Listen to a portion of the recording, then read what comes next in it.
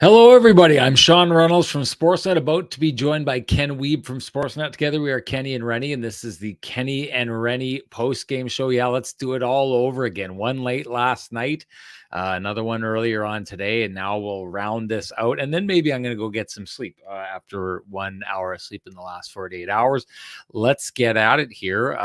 Hey, what's special about this game? Well, the Winnipeg Jets find themselves in first place in the NHL after yet another game that, yeah, I'm going to tell you, Pat Rathwell sent me a message, said, does this qualify as them digging deep? And I say once again, I don't think so at all. I don't think the Winnipeg Jets dug deep at all tonight. In fact, I think the Winnipeg Jets, the last couple of nights, what we've seen from them is them essentially managing their energy levels in the middle of a season. You're playing two like lower echelon teams in the last two nights here. They squeak out wins. Now, once upon a time, I would have looked at this Winnipeg Jets team and saw them doing that because they had a habit. They had a penchant for doing that. Heading in and playing down to the level of opposition. A lot of times they'd use the snake charmer. People out there, get your drinks ready. It's 12:30 in the morning. If you're not drinking now, I don't know when you're going to start. But a lot of times they'd use the snake charmer to get out of that. This is an entirely different situation. I do think the last couple of games that the Jets, let's call it conserving energy, is what the Winnipeg Jets have been doing. And I guess I would say it like this. You've seen some of the games that we've seen from the Winnipeg Jets where, they're eye popping, right? You can think of that Boston Bruins game, right? There's a Colorado game in December that is the kind where they walk in and they're out to send a message. They're out to show that they're the dominant team in that game. I don't think that's what we saw from the Winnipeg Jets tonight. I don't think it's what we saw from the Winnipeg Jets last night. I think what we're seeing from the Winnipeg Jets is now, and I'm going to use this term, and I hate this term, and I'll tell you why I hate it. But I thought what we saw from the Winnipeg Jets is them managing the game, finding a way to win. Why do I hate that term? I hate that term because I think a lot of times coaches lean on that for bad play by their team. Okay, well, we came out here tonight. We were pretty garbage. We didn't have, a very good defensive game. We got a couple bounces to go our way, but we found a way to win. I don't like it because I think it's a blanket term that coaches often use to hide improper play by their team where they just happen to end up winning that game. I don't think this is it at all. The Winnipeg Jets, I think, have found a way to find rest in the middle of a winning streak, in the middle of a drive, a push, an extremely impressive push to the top of the NHL standings. And how they do it is so different than other teams. I think a lot of teams, what they do, and you'll see it when teams go on really good winning streaks. I think we talked about this in the pod in the past before, but they'll get in and their game will start to slide, right? So they'll got out wins. They'll find a way to win, right? They'll get a bounce here or there. They'll lean on their skill. Their goaltender will steal them a game, so on and so forth. I don't think that's what happened here tonight, although I thought Lauren Brossoit was rather great in this game. But you'll see the bad habits pile up and pile up and pile up for a team over a stretch of time.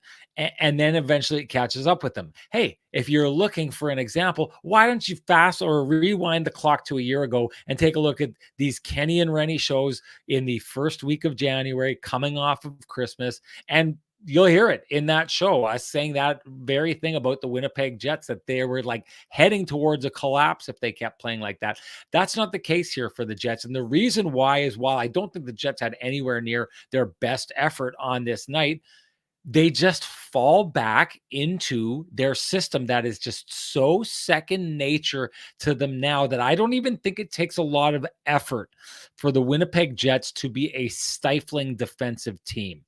So on a night like tonight, where I don't think they're, out competing the Anaheim Ducks for a lot of pucks and along the boards, we're not seeing that kind of those dominant stretches that we get to know from this Winnipeg Jets team, where they just won't allow the other team to play with the puck. We didn't see as much of that.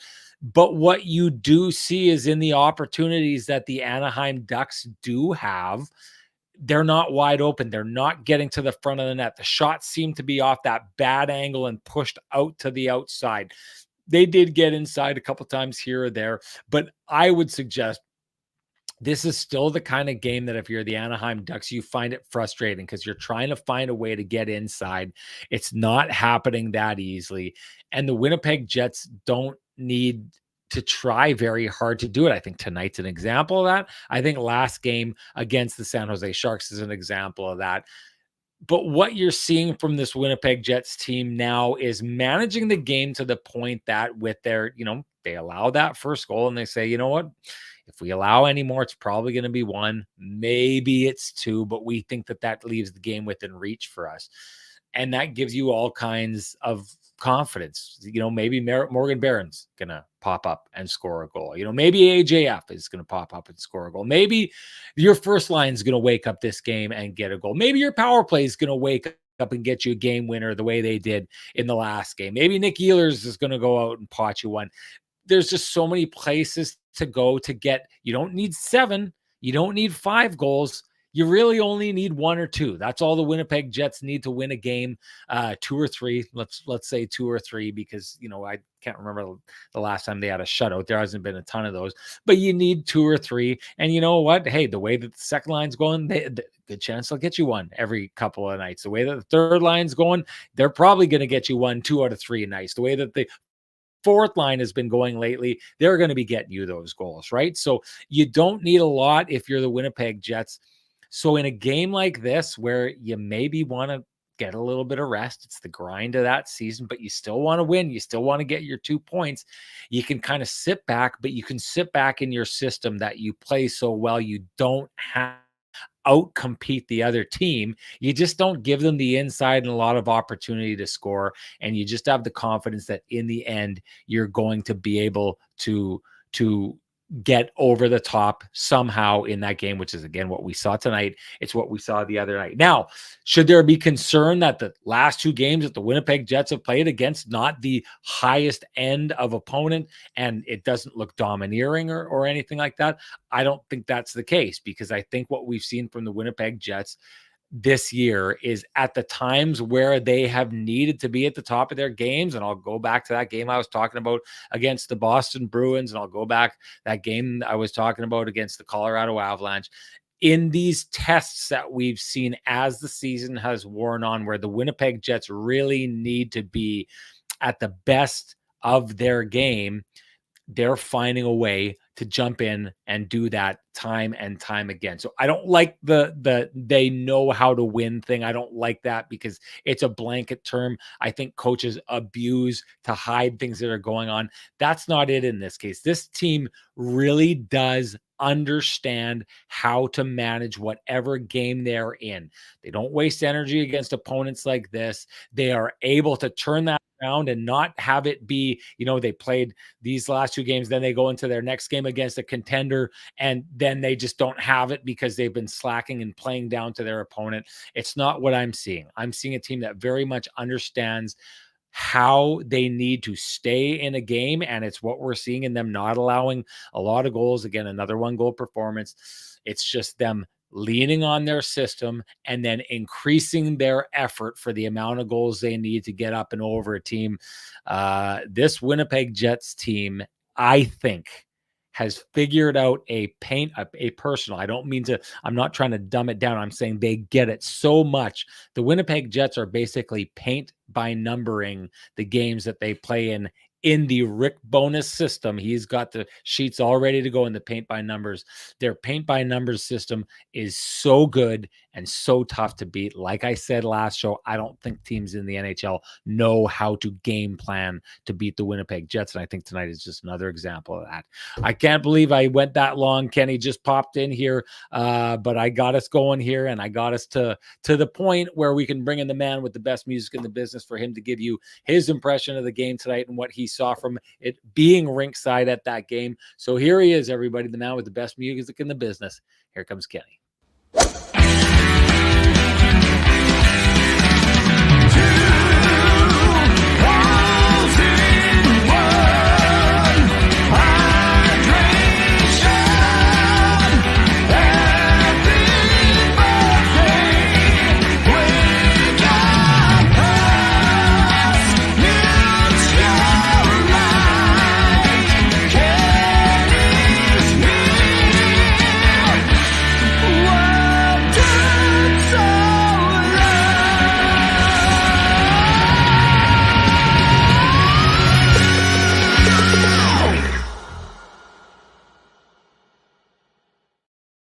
Kenny, NBHA ball hockey is improving in his takes because at least he's getting things half right here. He says Winnipeg #1 in the NHL. He got that part right. But if you ask Renny, it's Dallas. I seem to have deeply wounded NBHA ball hockey at some point by suggesting or having the audacity to suggest that the Dallas Stars are a pretty good hockey team. I don't know when he showed up in the podcast here. He's starting to reach Ryan. What was his name? What was his name? Ken, are you hearing me? Are you there? Ryan Friesen territory? Ryan no, Friesen. No, I don't think so.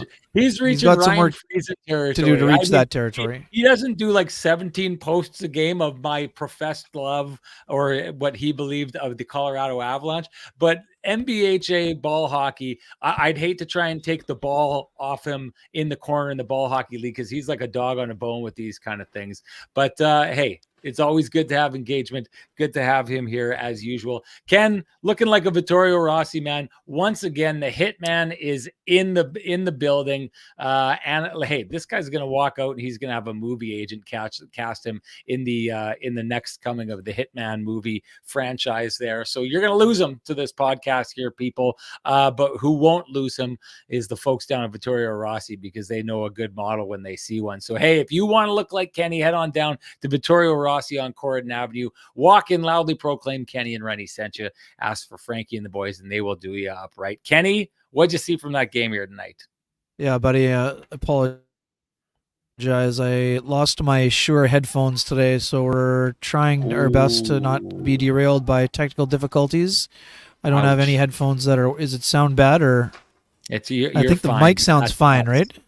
That sucks. The mic sounds great. That sucks that you lost those. Those are for people who don't know. Yeah. Sure, they were in my pocket and I didn't zip them shut. So, anyways, it's I'm struggling to get the sound. I'm having trouble hearing you, but I'm going to do my best here. So, all right, I'm not going to say anything worth listening to, anyways. Ken, I can assure you of that. So, well, I get the wake up call. I guess I get the pristine wake up. I guess for misplacing my headphones. I guess maybe. No doubt, no doubt. All right, get into it, buddy. Yeah, I mean, I think that this was this was clear that we're familiar with the no excuses plan for Rick Bowness and the Winnipeg Jets, but it was pretty apparent during most of the game that they were playing their 5th in 7 days. The decision making wasn't quite there, the legs weren't quite there, the body was willing, but they weren't able to generate a ton. But they didn't give up much, and that allowed them to kind of stay in the game. They got solid goaltending, and I mean, I should say this first. I mean, the Jets had a pretty decent start. I think at one point it was 8-1 in shots or 8-2, but then all of a sudden you looked up and it was 10-8, and then they outshot in the period. So that's not a huge concern based on how Laurent Brossoit played, and the Jets kind of found their footing as the game went on here, and it just was impressive, Sean. I mean, we've been wondering about the top line, what would happen, and well, what happened? They found a shift where they cycled the puck around and basically had it at their leisure, and then Gabriel Velarde goes to the blue paint, and Job Gibson can't see, and Nikolai Ehlers takes a pass and absolutely blasts it past John Gibson, who had been very sharp, much like Mackenzie Blackwood was very sharp the day before. So, yeah, I mean, power play comes through again, important for them. And, Sean, I mean, another thing here, Nate Schmidt, it was about 3 weeks ago, Nate Schmidt kind of, making light of the situation, even though you knew the frustration was very evident. This is a guy who was stuck on 1 assist through like 20-plus games, and he's an offensive player.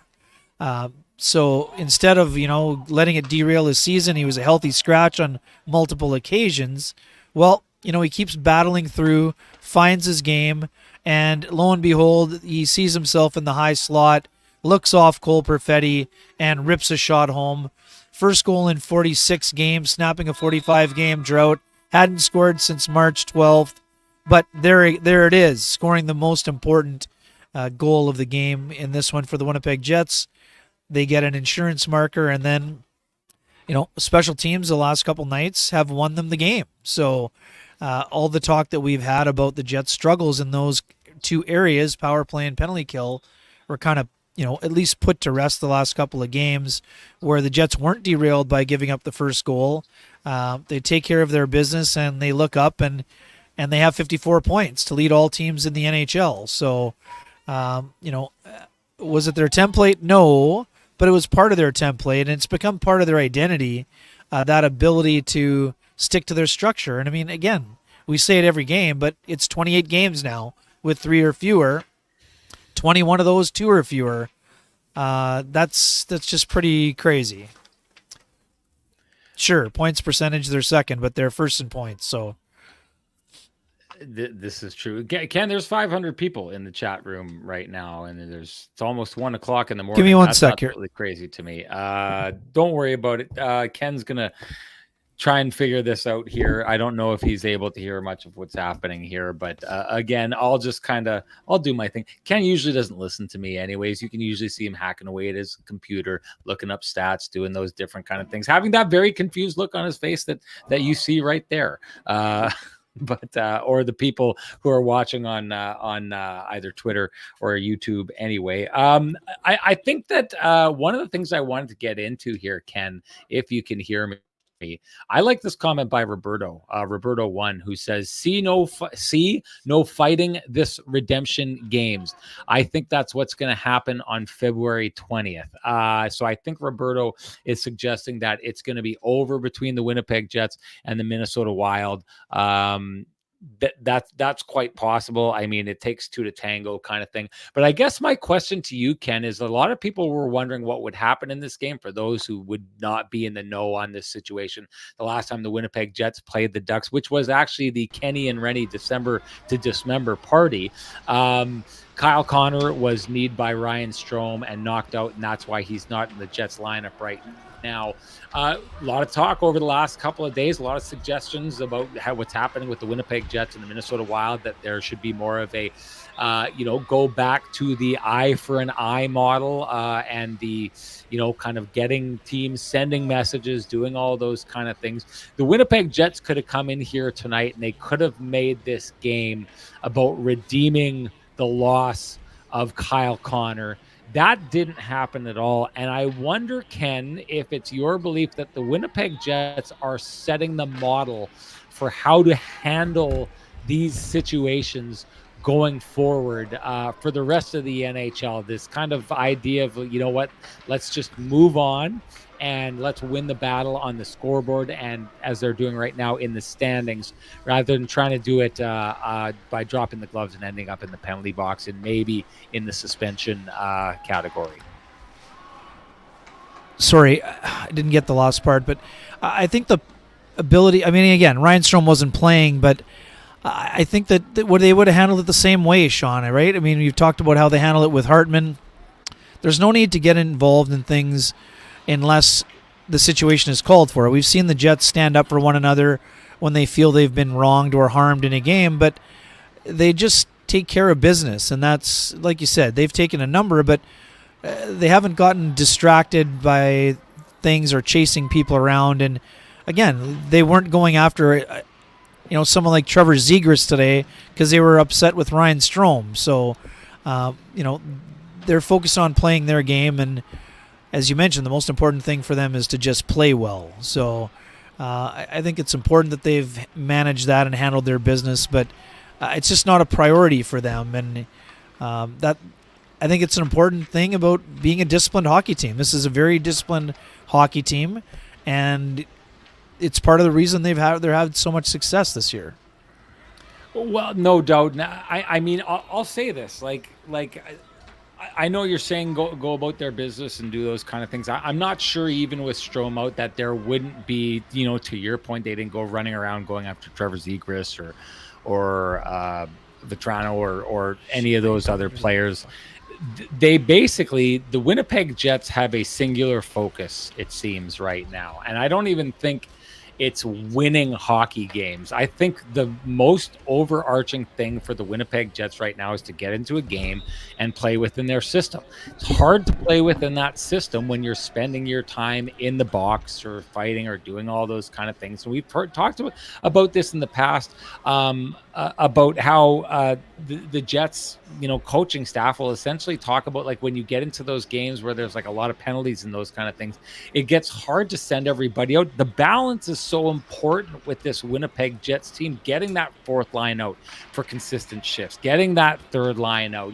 Those lines are so important at kind of setting the tone on how the Jets want to play a game and creating that defensive structure that makes them so hard to score against. 28 games now is it that they've allowed 3 goals or less? And someone talked about it in the chat room, and they're right to talk about it. We need to start talking about the amount of games that they've done in the last little while where they've only allowed 2 or less. But that seems to me to be the most important thing. And I do remember, I always go back to this because I think the seeds of this were planted with the Winnipeg Jets a long time ago. And I think it's guys like Adam Lowry who kind of lead the way. But if you go back to that Canadian division, that one year, that game that they had against the Toronto Maple Leafs, where Pierre-Luc Dubois went after Austin Matthews and was really kind of giving him the business. That's the game that ends with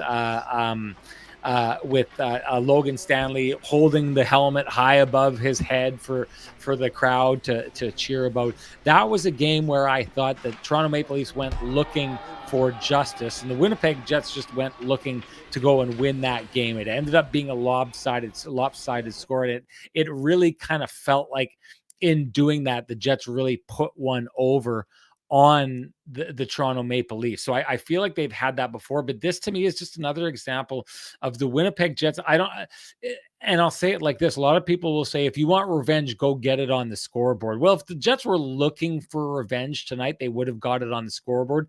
But here's the deal. I don't think that they're looking for revenge. I think the Winnipeg Jets are just so single-mindedly invested in playing the game the right way, playing the game the way their coach wants them to, executing, doing that it's why I say to Pat Rathwell, this isn't a situation where the Jets were digging deep. It's a situation where the Jets have so much faith in their system that if they devote their efforts to the system, they don't have to think about the scoreboard. They don't have to think about what's going on. They have faith that that system is going to mean that they don't get scored on a lot. And they have faith that that system is also going to allow them to pile up as many goals as they need to win the game. But that takes a massive level. I think it takes a massive level of maturity to be the team that is not going out here tonight looking for revenge for having robbed the Winnipeg Jets and Winnipeg Jets fans of watching Kyle Connor in the middle of a Rocket Richard Trophy run. They don't even think that. I don't even think that entered their minds. The only thing that entered their minds tonight was coming in, playing the game the right way, and believing that they're going to get the results when they do that. Let's can you do me a favor? Can you send me the code? I'm going to try to join on my phone. I have headphones there. I'll maybe try to do that. The StreamYard thing, please. Sorry, yes, thank you. We can do that. Give me 1 second here. Ken, why don't you send me the link, the link to join. I will do that. I just want you, before you do that, because it's going to take me some doing here. Let's talk about Laurent Brossoit and him stepping in. I'm going to say it again. I don't think it matters who is in the net for the Winnipeg Jets, whether it's Laurent Brossoit or whether it's Connor Hellebuyck. I think the results look the same almost every time. I think tonight is another example of that turning out that way. But give me an idea of what you saw from Laurent Brossoit tonight. Sorry, I honestly didn't hear you. Laurent Brossoit. Oh, Brossoit, outstanding, Sean. I mean, we talked about a slow start, and people were going like it boggles my mind that people were saying the Jets needed a new backup, like 2 starts, 3 starts into the season, and we both said this is like straight up wake up call territory. We know it was a challenging start, no doubt. I had a great talk with Laurent Brossoit, and I'm going to write about it in the next couple of days here in the Winnipeg Free Press. He gave himself a chance to kind of find his rhythm and routine. Yes, it was tough. He was playing once every 2 or 3 weeks, but he got himself into a rhythm where he needed to be, and lo and behold, he's playing exactly the way that he was when he was with the Vegas Golden Knights and in their net down the stretch and into the start of the playoffs. It was an absolutely spectacular game, Sean. I mean, his save on Alex Killorn before the game winner is absolutely outstanding. It's something where if he doesn't make that save and the Jets go down 2-1, I'm not saying they can't win, but it certainly would have been very difficult for them on a night where they clearly didn't have their legs. Brossoit's just in such a good place, Sean. Of course, this is a guy who wants to be an NHL starter, and he's going to be one at some point here in the coming years, whether it's a 1A or 1B. Next year, this guy's going to be starting on a regular basis. He's not just going to be in the 20 start range. And I'm not just the only one who feels that way. So I thought it was another very important game. And yes, I understand people are wondering, you give up a backhand goal. I didn't really love how the Jets defended that play. But, backhand goes through him by McTavish. Really good pass by Killorn. But Brossoit doesn't get frazzled. He finds a way to really steady himself, makes a couple incredible saves, really good saves on the 6-on-4 situation at the end of the game. And, now he's just waiting for his next start. Like, that's just the way that it goes. These two guys really support one another, Sean, and they both push one another. Even though Brossoit's clearly the backup here, he's made Connor Hellebuyck a better goalie.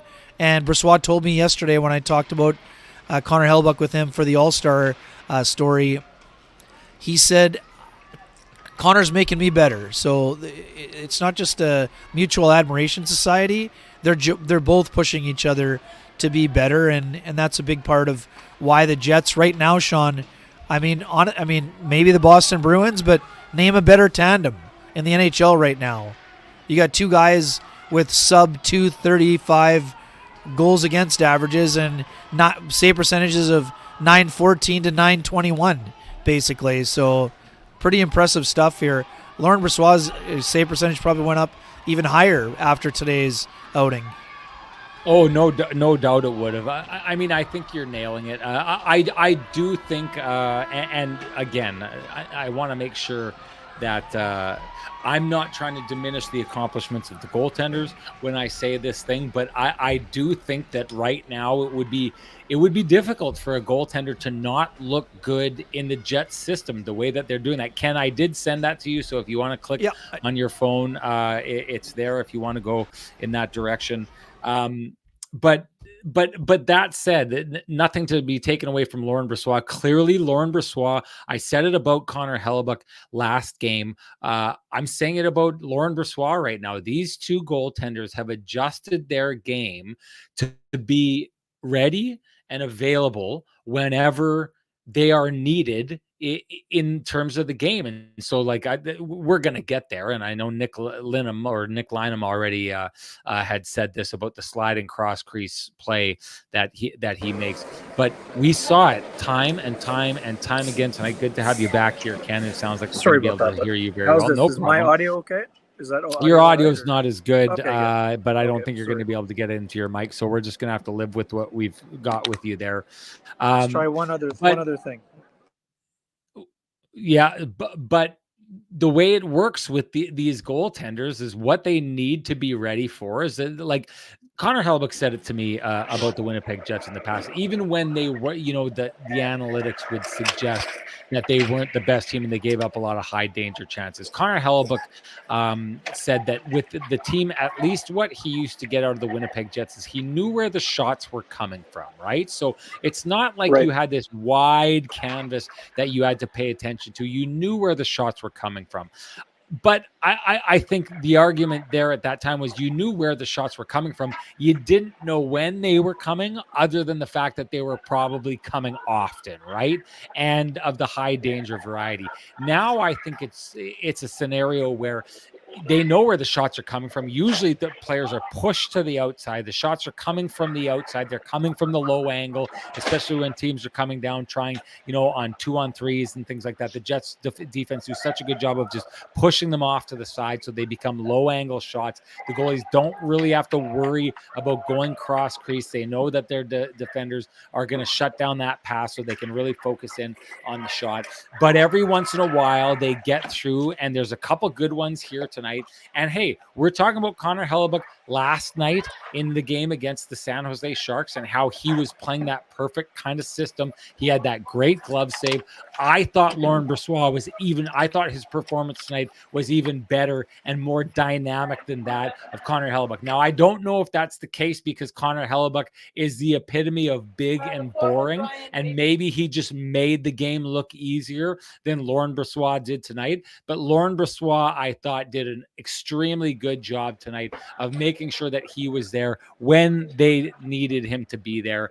That's not the easiest thing to do, but clearly both Laurent Brossoit and Hellebuyck have landed in the place where they are ready when they need to be ready for a team that doesn't give up a lot. But when they do, those goaltenders play the part in making sure that games go a specific way, right? So if you're talking about these games, always end up being 2-1, 3-1, or 3-2, or 5-2, however it goes. A couple of goals tonight, if they're allowed in, that changes the complexity of this game here tonight. And now you're maybe getting into a situation where there's a possibility that the Jets are allowing more than 3 goals in a game. So I'll say this while I talk incessantly about this system the Jets are playing, because it's a system that I truly believe is going to allow them to do.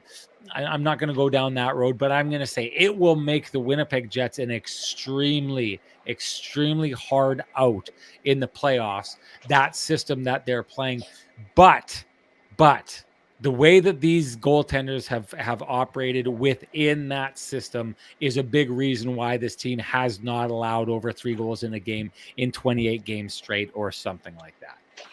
Yeah, I mean, I just would quickly counter. I mean, the Jets still are giving up, high danger chances. And, Connor Hellebuyck is the first to admit he doesn't love goals saved above expected, even though he's been leading the league in that category. But yeah, I mean, they definitely have made a humongous commitment.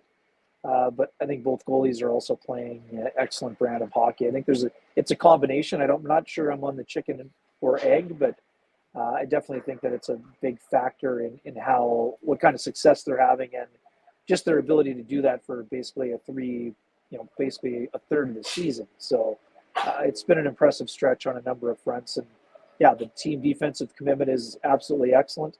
But the goaltending has also, quietly been spectacular. Or, definitely rock solid. Right. Oh, you can't. I'm in the position you're in. My eyeing on me as well. We spent too much time in airports here today. That's the way it goes. Ken, let's dig into the first line. Give me a shout out for our main man.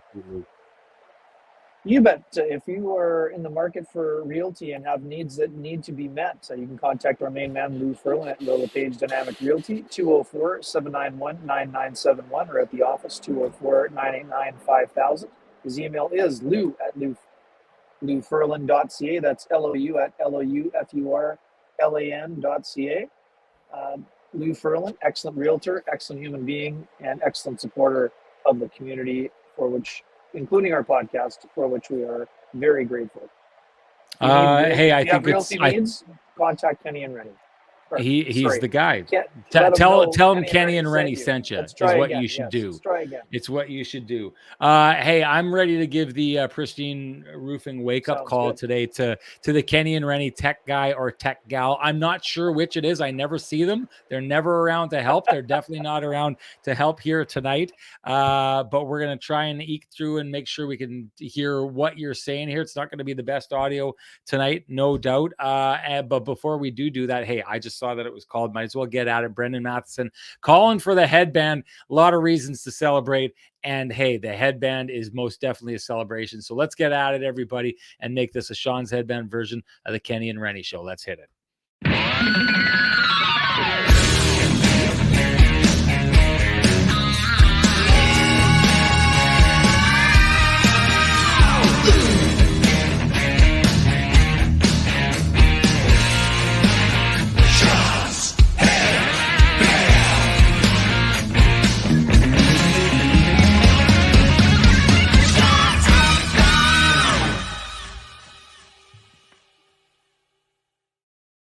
Back to the Pristine Roofing wake-up call, which is definitely going to our tech gal / guy, whatever it is. They're definitely getting fired after this. The hard-ass Renny is coming out on this one. Someone's getting fired for this one. I've had enough of it. I know Dale Sawchuk said on our earlier podcast today that he's just there for the technical glitches.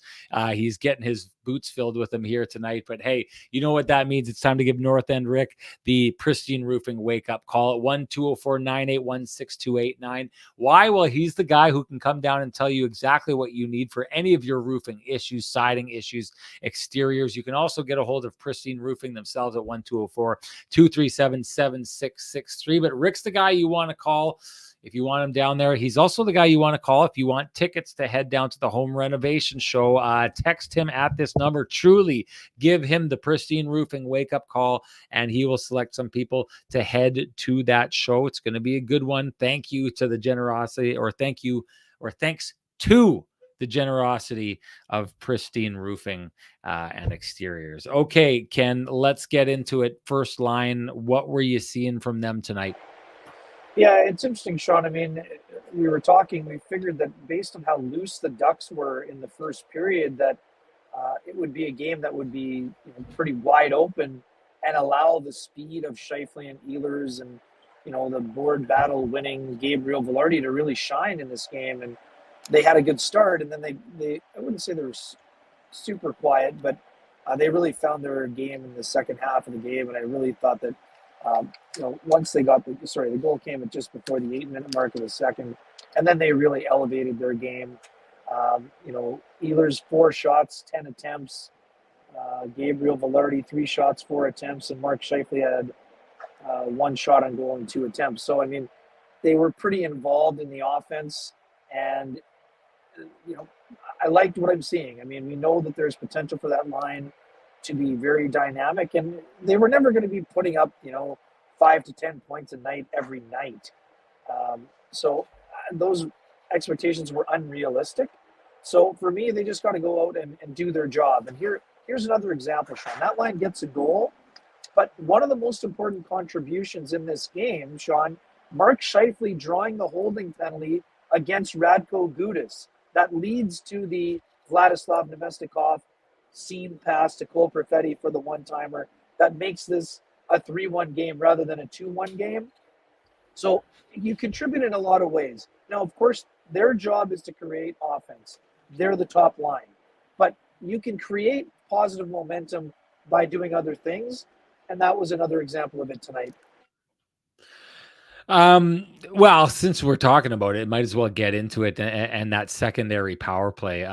Is it fair to say that, or maybe is there a debate to be had that the first power play heading out on the ice at this stage should be the Jets' secondary power play? Because Vladdy Nemesnikov seems to be the fixer, right? He's the guy that you've got an issue, you need a second line center. Send him out there. You need a guy who can kill some time out there on the ice. Send him out there. You need to get someone going. He gets that Nick Ehlers going the other night there with that setup. And then, now Nick Ehlers seems to have kind of woken up because of that. And I would argue he's really been the guy that when that second power play unit gets out there and does well, he's the guy who's really firing on all cylinders. Are we at the stage where that should be the first unit over the gate? Yeah, I mean, Sean, I understand the premise, and they've been very productive. There's no doubt about that. But sometimes in this situation, and again, not everyone is going to agree with this, but when it comes to a second unit, even when it's producing, sometimes less is more. I don't think you necessarily equate to if those guys are going over the boards for a minute 20 instead of 40 seconds. It doesn't mean they're going to be scoring at a 50% clip, because they've been really good and they have produced 5 of the last 6 power play goals. Now, if you're Rick Bowness and Brad Lauer, do you toss them over the boards a little bit more often to start power plays? Sure, I'm all for that, but I'm not sure they're ready to take over the number 1 unit just yet, but they're certainly trending in a direction where they deserve more of the pie. So I'm not trying to be on the fence here, but I'm not ready to give up on the top unit yet. But having a productive second unit is essential for them to have success as a whole on the power play. Not Are you trying ready to toss?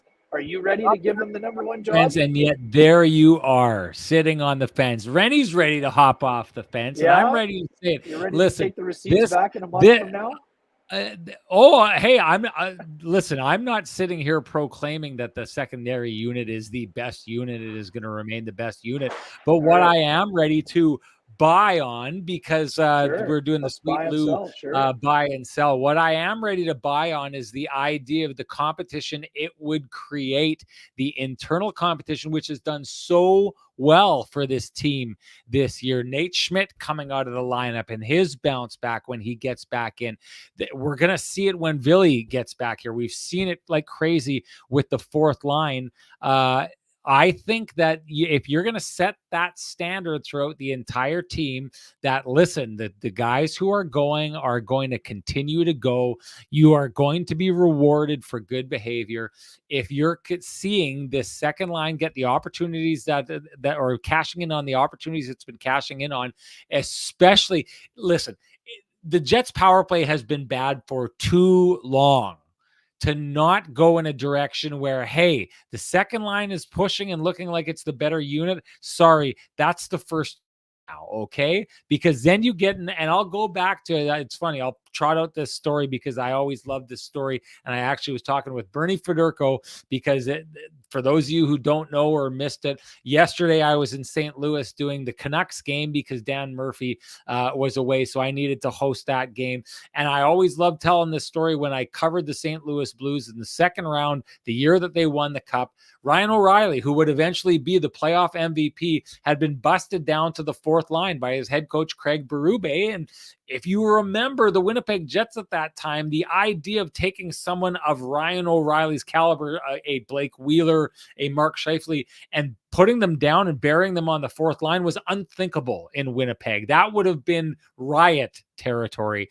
And I'd asked Craig Berube about it, and I'd said to him, listen, why would you ever do something like this? He's one of your best players. And I always remember his answer. He basically said to me, listen, Ryan O'Reilly, he's not doing the things I need him to do right now. So I'm going to move him to the fourth line, and one of two things are going to happen.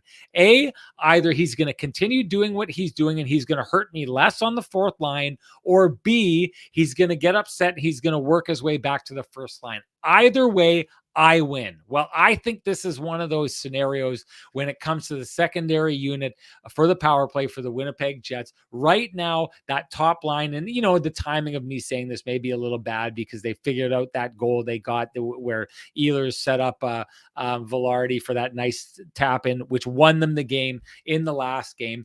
But I'm not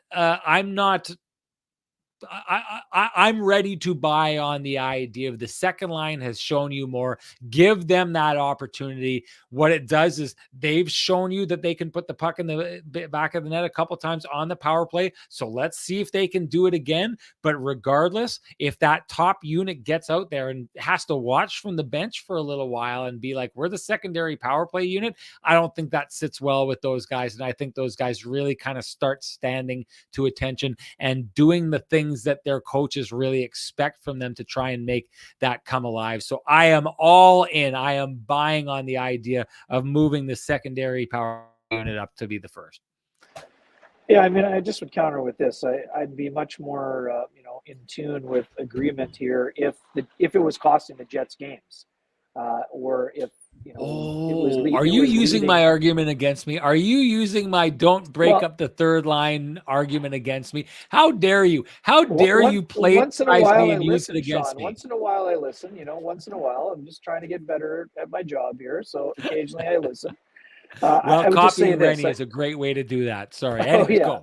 No, I mean, I would just say this, Sean. I mean, if I'm not saying the top unit deserves another month, if they go, a month between goals again, like they did from December to January, I wouldn't even say that. If they go, 2 weeks without scoring, but I actually didn't mind the movement they had in the first unit before Perfetti got the goal. So, in a game where their power play scores in consecutive nights, I just don't know that it's worth the risk. I mean, again, these guys are playing great hockey.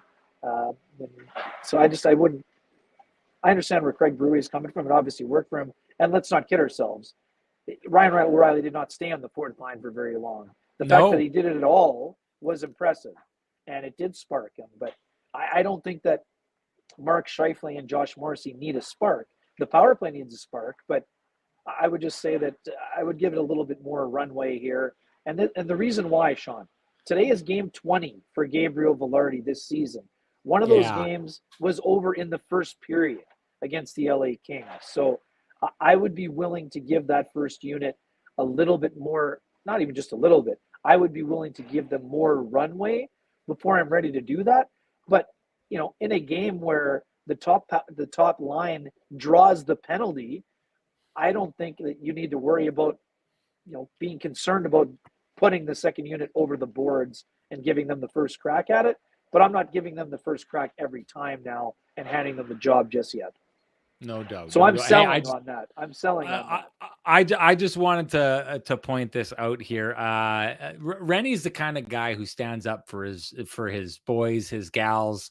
That's what I like to do. Razor Avante here says culture works when accountability for all exists. Jets would be smart to maintain that culture. It sounds to me like Razor's siding with me, and that's kind of crazy, Ken, because Razor, if people don't know, Raymond Avante is a really good buddy of mine who always sides with you. He never has Rennie's back, Razor. That's So for Razor true. to have my back in this situation, it really is telling. I've got a lot of confidence to finally get Razor on my side. I'm gonna have to give him a call after this, see how he's doing, You need some because allies, boy, buddy. oh You need boy, some allies here. it's been a while. It's been a while since I've had. And what I will say is that probably means that my buy really did pay off if I finally got Razor on my side for a take. And if you're looking to pay off high interest credit cards or debt, we suggest you go talk to our friends at Cambrian Credit Union about their payoff loan. They can show you how taking out a loan to pay off your debt actually gets you debt free faster, and you can save thousands of dollars. Go to cambrian.mb.ca to book an appointment online. All right, Ken. This is one of the I'll cue something up, but actually, you know what? It's already this late in the show. I was going to go in a different direction, but we should get to the Johnson Group got you covered play of the game. What do you got, Ken? Yeah, I'm just going to give it to the penalty kill here, Sean, because they haven't had the Jets covered on a lot of nights. So, in a game like today, again, some nice blocks, doing a good job, and then Lauren Brissois, goalie, is the best penalty killer on this night. So to me, it is a overall penalty kill boost. Again, are they giving up a few too many high danger chances? Sure.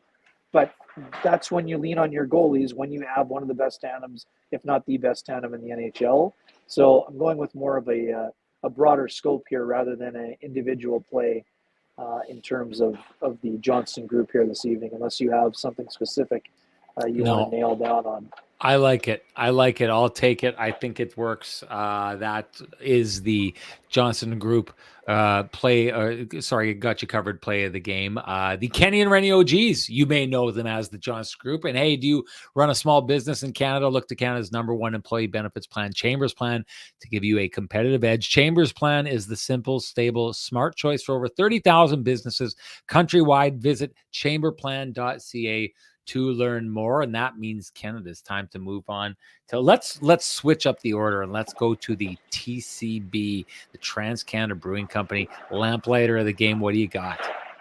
Yeah, Nate Schmidt. I mean, he's been waiting all year long to score his first goal of the year and worked through some significant frustration.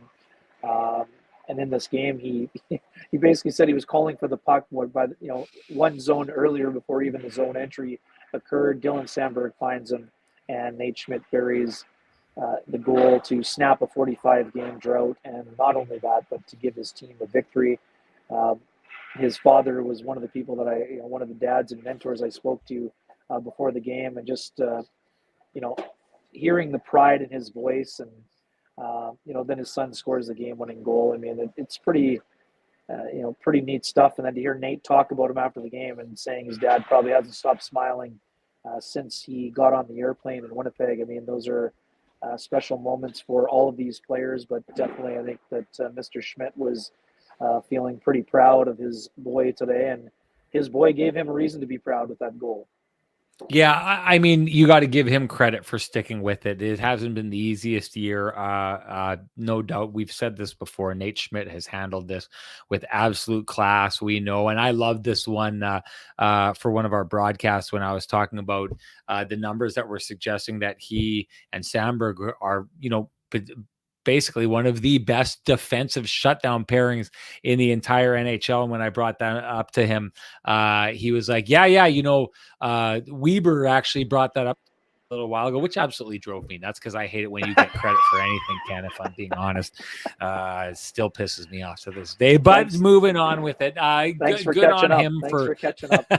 Yeah, I got there. Took me a couple weeks, but I got there eventually. Good stuff.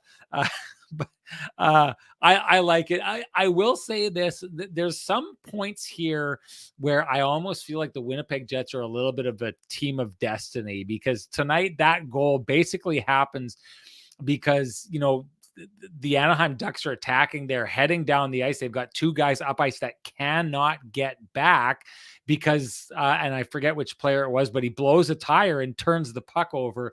And it's the reason why Nate Schmidt has all the time in the world. Basically, what we find here for both goals tonight by the Winnipeg Jets, it's two goals. Sorry, there's three goals, but the two goals before they get the dagger with the third goal, they've just got all kinds of time in the slot, and that happens in that situation. It's just a little bit of a fluke play, and it got me thinking about the Jets and like maybe being this team of destiny. The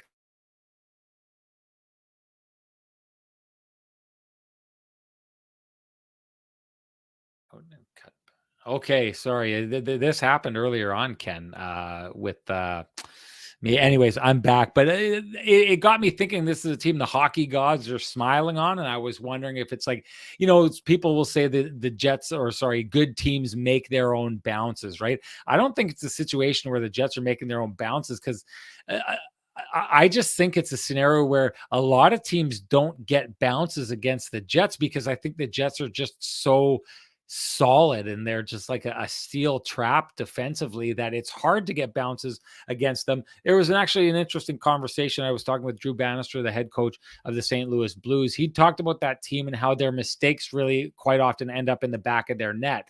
And it's one of those things where it's like, we need to cut down on the mistakes, but we also need to build in a system where there's layers to our defense, so that if there is a breakdown and someone makes a mistake, it's just not them turning, the opposition turning and heading straight to the net. They've got to turn, and well, there's another layer of defense. I think the Winnipeg Jets layers of defense almost make it so that they are impervious to bad bounces. And it just got me thinking of that play. It's a long way of me saying, Ken, I completely disagree with you. I don't think it's Nate Schmidt. I give it to Nikolai Ehlers on that goal for a couple of things. Mark Scheifele's ability to find him with so much space, but B, the Gabe Velarde screen in front of the net. You could see the appreciation that Nick Ehlers had after that. He basically knew he was walking in. All he needed to do was put it in a spot, because John Gibson had no hope of seeing that. Nick Ehlers, you could see when he recognized that, was not going to be missing that puck. That is not a goal that the goalie can stop because of the perfect screen that you see there. If you want to get your first line going, those are the kind of goals they need to be scoring to get going. So there you go. That's my TCB lamplighter of the game. Doesn't matter what I think, though, as it usually doesn't, but definitely in this case, because the only thing that matters is what you think and what your lamplighter of the game is. And that's why you should share with us your lamplighter of the game. And if you do, you're automatically entered to win a frosty, delicious 8-pack of Lamplighter Amber Ale, brought to you by our good friends at TransCanada Brewing Company. If you can't wait for Kenny and Renny to gift you your 8-pack, you can head on down to their tap room at 11290 Kenison, where we will be having January for Fanuaries on the 22nd. If I'm being honest, the results so far of the amount of people who have bought tickets is not Kenny and Renny level from what we're used to. We do get that we just went through the Christmas season. We get that we just got over the hump of the new year. And a lot of you have felt like you've partaken too much food, too much booze, all those kind of things. I promise you, by the 22nd, you are going to be ready to do it up all over again. So get out and buy your tickets to go see Kenny and Renny's live show that night against the Boston Boston Bruins on Monday, January 22nd. We will promise you it will be a great time. If you've been to them before, you know they're great times. And that means it is time for me to announce the winner of the TCB Lamplighter, and that would be Nicole 2998. Nicole 2998, you know what to do. Direct message me at SN Sean Reynolds. Send me your full name and send me your email, and I will send you a voucher for a frosty, delicious 8-pack of Lamplighter Amber Ale, brought to you by our great friends at TransCanada Brewing Company. Congratulations, Nicole, and it's time to move on to the keg save of the game. What do you got, Ken? Yeah, I mean, I know that there were some, nice saves in tight late during the 6-on-4, but for me, the game changer is the 10 Beller, as Rick Bowness affectionately called it after the game. The glove save on Alex Killorn, to me, is the keg save of the game. Just such a timely save, and, it happened right before the goal was scored. So for me, that's what I'm going with. You know what? I'm not going to argue with that for a second. That was phenomenal. His push, his recognition. I think there may be a chance that it was outside the net anyway. I don't think it matters. He came across and stopped it. Regardless of that, I think if you are the Anaheim Ducks, you're taking a look at that and you're thinking, how are we going to beat this guy, right? This team is so hard to get chances again. And when you finally do, this is what he does. That to me is, I'd said it in the last game with Connor Hellebuck. He saved it with his mind. Well, he saved that with his body, but he broke the Anaheim Ducks' mind and their hope by making a save like that. So I couldn't agree with you more, Ken. But it doesn't matter if we agree, even though it happens so rarely. I think it should matter, but it doesn't matter to anyone out there, because all that matters to them is that they share with us their keg save of the game, because if they do, they are automatically entered to win a $50 gift certificate usable at any of the 3 keg locations in the city of Winnipeg. If you've been there, you will know that each location is finer than the last, and that means it's time for me to announce that Knock 2133. That's one that I don't think I've heard before, but Knock 2133. Knox. Yeah. Sorry, did I spell that wrong? Knox. Well, your phone must have corrected it to Knock, K-N-O-K. So you got Knox 2133. You know what to do. Direct message me at SN Sean Reynolds. Send me your full name and send me an email, and I will send you, we'll have our great friends at the Keg send you a $50 gift certificate to be used at the Keg at any of their locations in the city. There are 3 locations, each location finer than the last. Ken, a word that you want to say about this Jets team before we get going? Yeah, a couple things. Neil Pionk chipping in the 200th point of his NHL career. And secondly, tonight, Dylan DeMello, the minute muncher leader at 26:36, slightly ahead of Josh Morrissey's 25:18 this evening. And, part of that due to the 2:45 shorthanded for Dylan DeMello today. 1 shot on goal, 3 attempts, 2 hits, 1 giveaway, 1 takeaway, 2 block shots. Just another workman-like effort from Dylan DeMello on that top pairing. He was also, I think he was on the recipient of a big collision in that game, but it didn't deter him. So, we often talk about Dylan Sandberg being a guy we don't talk enough about. Today he gets the assist on the game winner. One of those quietly effective games for Dylan DeMello this evening on the Jets back end. And I thought it was another game, Sean, where the 4th line was really solid for the Winnipeg Jets. Actually, Janssen Fialbi with a really good chance. He wasn't able to get the rebound after it was kicked out by John Gibson, but I thought that he and Dominic Toninato and Morgan Barron were pretty effective again. And this was another night where, some cycle shifts were created by that Lowry line, just kind of dug in and did a really big job of kind of getting momentum swung back in the Jets' direction. Yeah, I mean, ultimately their top line was rewarded with the goal that you mentioned for your lamplighter. And just one other thing too, I mean, we know it's been an interesting week for Cole Perfetti, and he kind of found himself in the eye of the storm. And for him, I think it was his first goal. I'd have to double check, but somebody mentioned it was the first goal in 8 games for Perfetti, up to 11 on the season. And, on a stretch, things haven't been going smoothly at times, but he's battling through on the ice today. Only 1 shot on goal, 2 attempts. He makes the shot on goal count with an important insurance marker. He's up to 11 goals as we approach the midway point. And Sean, if I told you, again, he has to keep up the pace. If I told you that Cole Perfetti was going to be north of 20 goals in his, in a full season, that's important that's an important contribution. Yes, that's more than just being a complimentary guy for me. That's if you're north of 20, that's a primary scorer for a team. No doubt. Okay, that's going to wrap it up for us because I'm going to try to remember what sleep feels like and get back at this. It's been a grind for both of us here today. Ken, you're playing trains and automobiles. I was the same thing. I was glad that we were able to get up and do our show earlier on today. And I want to thank everyone for who's tuned in. I just looked, we're already at over 2,000 views for our conversation that we had with Mike Russo. We appreciate that, as we do appreciate, or as we do say, if you appreciate the conversations that we have in these spaces like that one, please appreciate our sponsors who fight to keep the conversation going in this space for us. That's Vittorio Rossi, Cambrian Credit Union, Pristine Roofing, Sweet Lou Furlan, the Kenny and Renny OGs in the Johnson Group, the Keg, and of course Transcanada Brewing Company. Kenny's got something to say.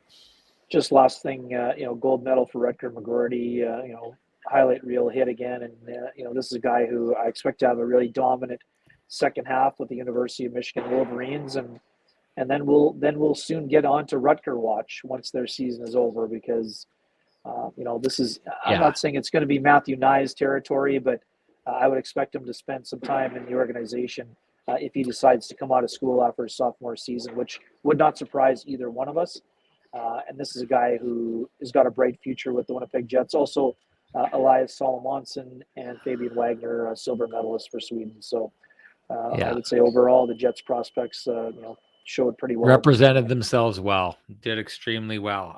That's it. We're going to wrap it up here tonight. And I'm going to say, hey, we're ending this podcast with the Winnipeg Jets in first place in the entire NHL. But I'll tell you something, while they just climbed to the top of this mountain, you, our audience, has been first place in our hearts and at the top of that mountain. Not just this time or at this time of year. You've been there since the beginning of the year. You haven't let us down since the very beginning. And boy, oh boy, we sure do appreciate that. So thank you so much for coming along for the ride. We know we threw a lot of content at you today, and the fact that you stuck around for so much of it, took part in it, and contributed, as you always do in the chat room, to the ideas that we need to discuss in this show. It means a ton to us. Thank you for that. We will see you and gather and do this all over again after the Jets' next game. Don't be surprised if Kenny has a sunglass tan and 2 more holes in one, the way that this guy operates. See you later, everybody. Have a good one.